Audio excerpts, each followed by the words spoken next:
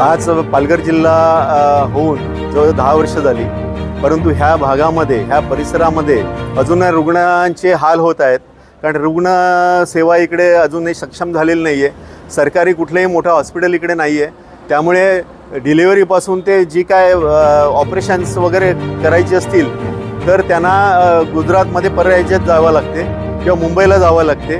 पण तोवर त्याचं ट्रीटमेंट जी होते त्याच्यामध्ये अनेक लोक दगावले जातात आणि अनेक लोक जे तिकडे ॲडमिट होतात त्यांचे नातेवाईकांची फरफट होते, त्यांना तिकडे जाण्या येण्याचा खर्च शिवाय राहण्याचं सगळी सुविधा त्या उपलब्ध नसल्यामुळे त्यांचे हाल होतात.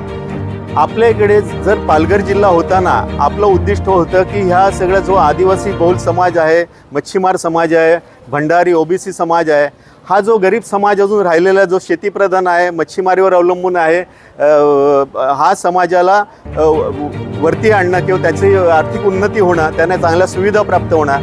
परंतु तसं काही झालेलं नाही. कुठल्या लोकप्रतिनिधीने आतापर्यंत याचा जो पाठपुरावा करायला पाहिजे का शासनाने, राज्य शासन असो व केंद्र सरकार असो.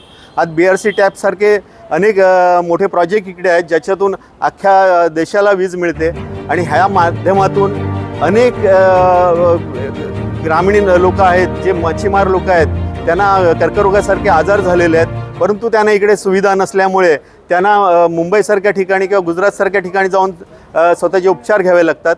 तर माझी एकच विनंती आहे की हा जिल्हा जो झालेला आहे, ज्या उद्दिष्टाने झालेला आहे त्याच्यावरती सरकारने काम केलं पाहिजे. आज सेंट्रल गव्हर्नमेंटने इकडे चांगलं हॉस्पिटल दिलं पाहिजे, जेणेकरून हे जे ग्रामीण भागातले जे रुग्ण आहेत, ज्यांची ऐपत नाही आहे दुसरीकडे जाण्याची, रिक्षाचं भाडं किंवा ॲम्ब्युलन्सचं भाडं भरण्याची ज्यांची ऐपत नाही, त्या लोकांना पण चांगली सुविधा मिळेल. आणि राज्य शासनाने पण जे त्यांचे प्रोजेक्ट आहे, ट्रॉमा सेंटर असेल का जिल्हा रुग्णालय असेल, आज त्याला निधी उपलब्ध नाही आहे. 5-5 वर्ष झाले हे प्रकल्प रखडलेले आहेत आणि त्याच्यामुळे ते प्रकल्पाला तुम्ही लवकरात लवकर शासनाने पैसा पुरवला पाहिजे, निधी पुरवला पाहिजे आणि ती रुग्णालयं चालू केली पाहिजेत, जेणेकरून इकडे जी लोकांची फरफट चालते ना, जे मृत्यू होतात ते टळतील आणि लोकांचं चांगलं जीवनमान सुधरेल. ह्या पद्धतीने इकडच्या लोकप्रतिनिधी म्हणून त्याचा पाठपुरावा केला पाहिजे.